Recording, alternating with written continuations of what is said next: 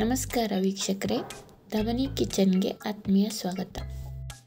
ಸಂಕ್ರಾಂತಿ ಹಬ್ಬ ಬಂತು ಅಂದರೆ ಒಂದು ವಾರಕ್ಕೆ ಮುಂಚೆನೇ ಎಲ್ಲರ ಮನೆಯಲ್ಲೂ ಸಂಕ್ರಾಂತಿ ಕಾಳು ಸಕ್ಕರೆ ಅಚ್ಚು ಮಾಡೋಕ್ಕೆ ಸ್ಟಾರ್ಟ್ ಮಾಡ್ತಾರೆ.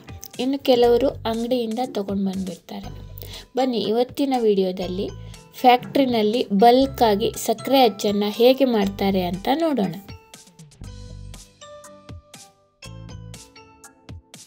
ಫಸ್ಟು ಒಂದು 50 kg ಹಿಡಿಸುವಷ್ಟು ದೊಡ್ಡ ಪಾತ್ರೆಯಲ್ಲಿ 12.5 ಲೀಟ್ರ್ ನೀರು, 1 ಲೀಟ್ರ್ ಹಾಲು ಮತ್ತು 1 ಲೀಟ್ರ್ ಮೊಸರು ಹಾಕಿ ಚೆನ್ನಾಗಿ ಕುದಿಯೋಕ್ಕೆ ಬಿಡ್ತಾರೆ.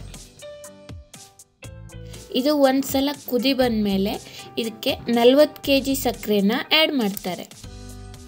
ಸಕ್ಕರೆ ಅಚ್ಚು ಮಾಡುವಾಗ ರಿಫೈನ್ಡ್ ಶುಗರನ್ನೇ ಯೂಸ್ ಮಾಡಬೇಕು. ಇದರಿಂದ ಸಕ್ಕರೆ ಅಚ್ಚಿನ ಕಲರು ಚೆನ್ನಾಗಿ ಬರುತ್ತೆ. ಈಗ ಇದನ್ನು ಒಂದು 20 ರಿಂದ 25 ನಿಮಿಷದವರೆಗೂ ಚೆನ್ನಾಗಿ ಕುದಿಯೋಕ್ಕೆ ಬಿಡಬೇಕು. ಆಮೇಲೆ ಇದಕ್ಕೆ ಮೇಲ್ಗಡೆ ಕೆನೆ ಕಟ್ಟಿರೋ ಹಾಗೆ ದಪ್ಪನಾದ ಹದಿ ಬರುತ್ತೆ. ಆಗ ಉರಿನ ಸ್ವಲ್ಪ ಕಡಿಮೆ ಮಾಡಿ ಈ ವೇಸ್ಟನ್ನೆಲ್ಲ ತೆಗೆದುಬಿಡಬೇಕು. ಒಂದು ಸಲ ಎಲ್ಲ ಕ್ಲೀನ್ ಮಾಡಿದ್ಮೇಲೆ ಇದಕ್ಕೆ ಮತ್ತೆ 1/2 ಲೀಟರ್ ಹಾಲನ್ನು ಒಂದು ಚಿಕ್ಕ ಪಾತ್ರೆಯಲ್ಲಿ ಚೆನ್ನಾಗಿ ಗೊಟಾಯಿಸಿ ಸಕ್ಕರೆ ಪಾಕಕ್ಕೆ ಆ್ಯಡ್ ಮಾಡ್ತಾರೆ. ಅದೇ ರೀತಿ 1/4 ಲೀಟರ್ ಮೊಸರನ್ನು ಕೂಡ ಕುದಿತಾ ಇರೋ ಸಕ್ಕರೆ ಪಾಕಕ್ಕೆ ಹಾಕಬೇಕು. ನಂತರ ಉರಿನ ಫುಲ್ ಜಾಸ್ತಿ ಮಾಡಿ ಇದನ್ನು ಚೆನ್ನಾಗಿ ಕುದಿಯೋಕ್ಕೆ ಬಿಡಬೇಕು. ಇದು ಚೆನ್ನಾಗಿ ಕುದಿ ಬಂದಮೇಲೆ ಮತ್ತೆ ಹದಿ ಥರ ಬರುತ್ತೆ. ಬೆಂಕಿನ ಫುಲ್ ಸಣ್ಣ ಮಾಡಿ ಇದನ್ನೆಲ್ಲ ಮತ್ತೆ ತೆಗೆದು ಕ್ಲೀನ್ ಮಾಡಬೇಕು. ನಂತರ ಇದಕ್ಕೆ ಒಂದು 1/2 ಲೀಟರ್ನಷ್ಟು ನೀರನ್ನು ಆ್ಯಡ್ ಮಾಡ್ತಾರೆ. ನೀರನ್ನು ಆ್ಯಡ್ ಮಾಡಿ ಉರಿನ ದೊಡ್ಡದು ಮಾಡಿ ಇದನ್ನು ಮತ್ತೆ ಕುದಿಯೋಕ್ಕೆ ಬಿಡಬೇಕು. ಇದಕ್ಕೆ ಮತ್ತೇನಾದರೂ ಹದಿ ಥರ ಬಂದರೆ ಅದನ್ನೆಲ್ಲ ತೆಗೆದು ಕ್ಲೀನ್ ಮಾಡಬೇಕು. ಇದೇ ರೀತಿ 3 ಸಲ ಕ್ಲೀನಿಂಗ್ ಆದಮೇಲೆ ಇದನ್ನು ಚೆನ್ನಾಗಿ ಕುದಿಯೋಕ್ಕೆ ಬಿಡ್ತಾರೆ. ಸಕ್ಕರೆ ಅಚ್ಚು ಮಾಡೋದಕ್ಕೆ ಯೂಸ್ ಮಾಡೋ ಮರದ ಮೌಲ್ಡನ್ನು ಮೊದಲೇ ನೀರಿನಲ್ಲಿ ನೆನೆಸಿ ಇಟ್ಟಿರ್ತಾರೆ. ಈಸಿಯಾಗಿ ಜೋಡಿಸೋದಕ್ಕೆ ಅಂತ ಮೌಲ್ಡ್ ಮೇಲೆ ನಂಬರನ್ನು ಪ್ರಿಂಟ್ ಮಾಡಿರ್ತಾರೆ. ಎಲ್ಲ ಮೌಲ್ಡ್ಗಳನ್ನು ನೀರಿಂದ ತೆಗೆದು ಟ್ರೇನಲ್ಲಿ ನೀಟಾಗಿ ಜೋಡಿಸಿ ನೀರೆಲ್ಲ ಡ್ರಾಪ್ ಔಟ್ ಆಗೋದಕ್ಕೆ ಟ್ರೇನ ಸ್ವಲ್ಪ ಬೆಂಡ್ ಮಾಡಿ ಇಡ್ತಾರೆ. ಒಂದು ಸೆಟ್ ಮೌಲ್ಡನ್ನು ಟ್ರೇನಲ್ಲಿ ಹಾಕಿದರೆ ಎಲ್ಲ ಥರದ ಡಿಸೈನ್ಸ್ ಬರುತ್ತೆ. ಎಲ್ಲ ವೆರೈಟಿ ಡಿಸೈನ್ಸ್ಗಳು ಇದರಲ್ಲಿ ಇರುತ್ತೆ. ಎಲ್ಲ ಡಿಸೈನ್ಗಳು ಒಂದೇ ರೀತಿ ಇರಲ್ಲ.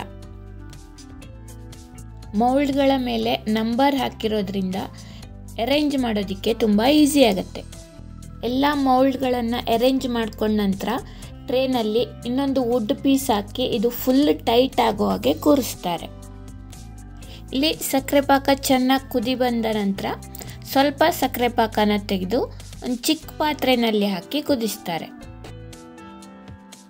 ಎಲ್ಲನೂ ಎಟ್ ಎ ಟೈಮ್ ಪಾಕ ಮಾಡೋದಿಲ್ಲ, ಸ್ವಲ್ಪನೇ ತೆಗೆದು ಬ್ಯಾಚ್ ವೈಸ್ ಪಾಕ ಮಾಡ್ಕೊಂಡು ಹೋಗ್ತಾರೆ. ಇದನ್ನು ಗಟ್ಟಿ ಪಾಕ ಬರೋವರೆಗೂ ಚೆನ್ನಾಗಿ ಕಾಯಿಸ್ತಾ ಇರಬೇಕು. ನೋಡಿ, ಸಕ್ಕರೆ ಪಾಕದ ಕಲರ್ ಕೂಡ ಚೇಂಜ್ ಆಗ್ತಾ ಇದೆ. ಈ ಸ್ಟೇಜ್ನಲ್ಲಿ ಸ್ಟವನ್ನು ಆಫ್ ಮಾಡಿಬಿಡಬೇಕು. ಈಗ ಪಾತ್ರೆನ ಕೆಳಗಿಟ್ಟು ಮತ್ತೆ 10 ನಿಮಿಷ ಕಂಟಿನ್ಯೂಸ್ ಆಗಿ ತಿರುಗುತ್ತಾ ಇರಬೇಕು. ನೀರಿನ ಥರ ಇರೋ ಪಾಕ ಸ್ವಲ್ಪ ವೈಟ್ ಆಗಿ ತಿಕ್ಕಾಗ್ತಾ ಹೋಗುತ್ತೆ. ನಂತರ ಟ್ರೇನಲ್ಲಿ ಮೊದಲೇ ಅರೇಂಜ್ ಮಾಡ್ಕೊಂಡಿರೋ ಮೌಲ್ಡ್ಗಳ ಮೇಲೆ ಈ ಸಕ್ಕರೆ ಪಾಕನ ಸುರಿತಾರೆ. ಎಲ್ಲ ಮೌಲ್ಡ್ನಲ್ಲೂ ಫಿಲ್ ಆಗೋ ಥರ ನೀಟಾಗಿ ಇದನ್ನು ಸ್ಪ್ರೆಡ್ ಮಾಡಬೇಕು. ವುಡನ್ ಮೌಲ್ಡ್ ಆಲ್ರೆಡಿ ಕೂಲಾಗಿರುತ್ತೆ. ಸಕ್ಕರೆ ಪಾಕ ಕೂಡ ಆಲ್ಮೋಸ್ಟ್ ಕೂಲಾಗಿರುತ್ತೆ.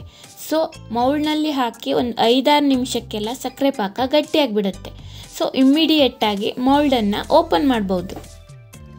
ಸಪೋರ್ಟ್ಗೆ ಇಟ್ಟಿರೋ ವುಡನ್ ಪೀಸನ್ನು ತೆಗೆದು ನಿಧಾನಕ್ಕೆ ಒಂದೊಂದೇ ಮೌಲ್ಡನ್ನು ಓಪನ್ ಮಾಡ್ತಾರೆ.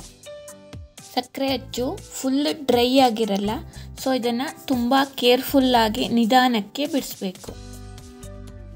ಮೌಲ್ಡ್ ಓಪನ್ ಮಾಡಿ ಸಕ್ಕರೆ ಅಚ್ಚನ್ನು ತೆಗೆದು ಟ್ರೇನಲ್ಲಿ ಹಾಕಿ ಗಾಳಿ ಆಡೋಕ್ಕೆ ಬಿಡಬೇಕು. ಇದು ಫುಲ್ ಡ್ರೈ ಆಗಿರಲ್ಲ. So next day it will be ready for dispatch.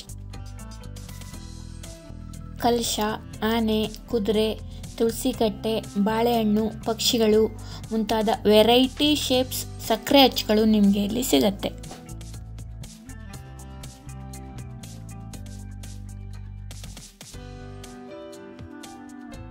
ದೊಡ್ಡ ದೊಡ್ಡ ಸೈಜ್ ಗೊಂಬೆ ಮಾಡೋದಕ್ಕೆ ಸಪ್ರೇಟ್ ಮೌಲ್ಡ್ಗಳಿರುತ್ತೆ. ದೊಡ್ಡ ದೊಡ್ಡ ಕಲಶ, ಆನೆ, ಕುದುರೆ ಇವೆಲ್ಲ ಜನರಲಿ ಮದುವೆ, ಫಂಕ್ಷನ್ಸ್, ಪಾರ್ಟಿಗಳಲ್ಲಿ ಡೆಕೋರೇಷನ್ಗೆ ಯೂಸ್ ಮಾಡ್ತಾರೆ. ಇವೆಲ್ಲ ರೆಗ್ಯುಲರ್ ಆಗಿ ಮೂವ್ಮೆಂಟ್ ಇರುತ್ತೆ. ಸೊ ಸ್ಟಾಕ್ ಯಾವಾಗಲೂ ಸಿಗತ್ತೆ.